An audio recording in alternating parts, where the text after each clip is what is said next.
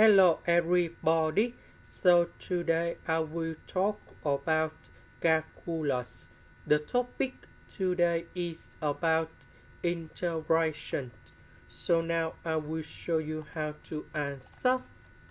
We need to use about integration by parts. So I will put about u equals to 6x plus 5. Later that, we do first the derivative for the both sides and we have 6 dx. This one we have number 1. This one that is about the constant. So you got 0. dv we have this one. The integration of this one we have e to the power of 2x over number 2. So we have u multiplied by v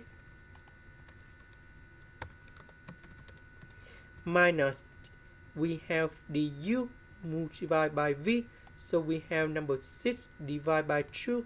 We have number 3. And we have the integration of e to the power of 2x dx.